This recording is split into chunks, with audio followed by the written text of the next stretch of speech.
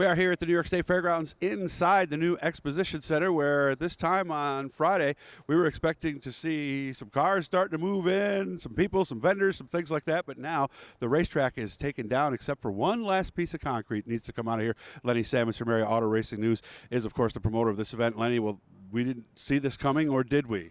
No, unfortunately, we really thought that we were going to be able to get the show in. All reports from the state people here, they've been extremely cooperative in keeping us informed, but until Thursday afternoon, when the governor put down the ultimatum of 500 people or less, that closed down every show here at the fairgrounds. And so no matter how big or small the shows are, there were 6 different shows that were going to be on different buildings here within the fairgrounds. They closed them all down for 2 weeks. So unfortunately you can't reschedule. The outdoor season's ready to begin. They offered us opportunities if we could, but they don't really know. I mean, everybody's in a panic mode here throughout the country. No one knows the directions or what's going to be next. So unfortunately, that wrapped up our season, our point series.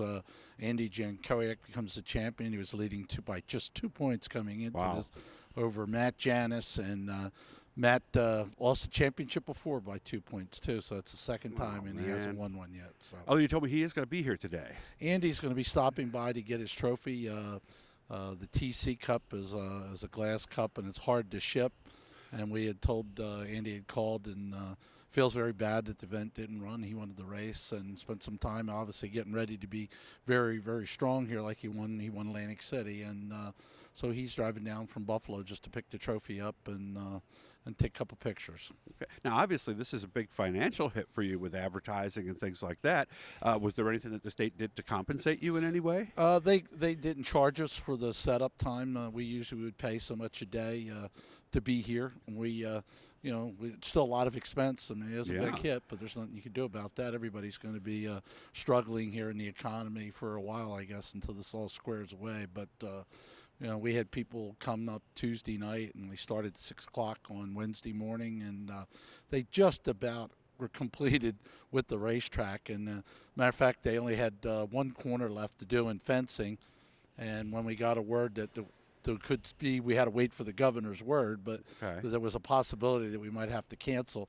And the guy said, you know what, we came this far, we're finishing it. So they finished all the fencing and locked it all down, and there was just the next step was to put the syrup on the floor, and luckily we didn't do that, or it would have caused a cleanup mess. But and then we just from that point on just turned around and took everything down we did in 2 days, and we're just about wrapped up now on Friday afternoon. Events have gone and said, even though they ended up being canceled at first, they were like, well, we're going to do it with no fans, but obviously that probably was never an option here, was it? No, the expense-wise, we did that, and it wasn't even an option given to us anyway. I mean, we considered that. You did consider it? We had considered if we could possibly do something like that, it would be a major financial loss not to have fans. It's very expensive to rent these buildings, so we're not a spectator sport. This is definitely, or it is a spectator sport. Right. It's not a competitor deal. You got to have a lot of fans to make these buildings, these events work in these big buildings. So.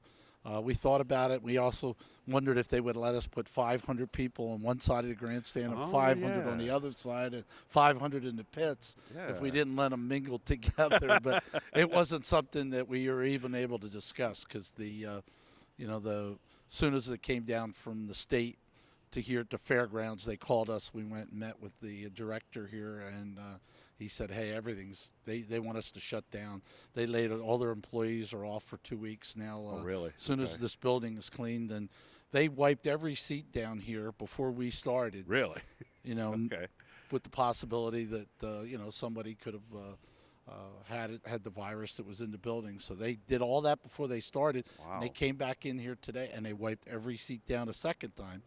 Just because people have been sitting and around, and then as soon as we're out of here in another hour, they'll clean the floor, and then the fairgrounds will be off limits to everybody from that point forward. Okay, so New York State, we have the regulation on the 500, but you told me down in Pennsylvania, as of now, let me say it's 12:30 on Friday, racing is still on at several venues. As far as I know, there's 3 racetracks in Pennsylvania that are planning on racing. Lincoln and Port Royal on Saturday and Williams Grove on Sunday. Now, I don't have updated information, but there has been some reports that Pennsylvania is going to go to 252, so that would end that situation. They both said they were pending what they would be hearing from the government. So Gotcha. there was a tractor pull event, I understand, in Harrisburg, similar to us, inside a building in that area, and that was shut down halfway through the program last night. When was that? Last night? Last night, yeah. So, wow. I mean, that's, as bad as it seems and how disappointed we all are to have done all this work, at least people didn't come and get halfway, spend all their money to get here. We only had 5 trailers here parked that were ready to unload on Thursday. Usually the guys come in the night before. We had them starting the stage here, so they turned around and went home. But, the word got out quickly. People were calling people, and we saved a lot of people the trip up here. And with that, we're glad, and we can't, we didn't help, or we weren't a hindrance to the situation, and possibly somebody gets sick from shaking somebody's hand here or something like that. So it's very disappointing, and but we're all go for next year with the building. Good. Okay, so we'll be back. Yes, for sure. At least we're not alone, right? No, we're not alone in this by far. Unfortunately, we're a small fraction of the issues that people are dealing with in supermarkets and going to get food and what's going to do to our economy here in the months to come. I guess all we can do is just wish everybody the best. Good luck over the next month or however long this is going to be, and hopefully we'll be back strong once the weather warms up. Yeah, it's not in the middle of the racing season. There's only a couple tracks that are trying to race at this point, and I'm sure everybody will have that racing itch even stronger. They will. Whenever it is in April that we get racing, or maybe it'll be next week. Who knows? It's so we're in uncharted waters here. Nobody knows what's going on, and that's why information keeps changing all the time.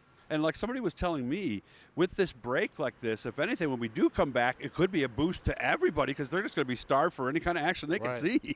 And the racetracks that have run so far have done very well in Florida. The attendance seemingly is up.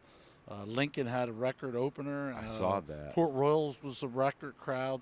Our indoor races have all drawn great crowds. Our recent dirt race was by far the biggest crowd we've ever had in the Trenton building. So we were really excited coming here that this place was going to be rocking. And it was crazy that when we got the word that we canceled, we went to take tickets offline, and we had sold 50 tickets in the last hour. Oh, wow. I mean, it was really going to be a hell of a crowd here. Our pre-sale was good, and record amount of cars were coming. We had 120 race cars that were signed in. So all systems were going. It was just a shot that none of us wanted to take. We all went and had a few extra beers last night and drank our sorrows away. Well, I wish you all the best. I'll keep in touch, and good luck this weekend. I hope you have fun wherever you might be. All right. Thank you, Doug. All right, so that's the deal, guys. Reality of the situation for all of us, not just in the racing world, but the sporting world in general.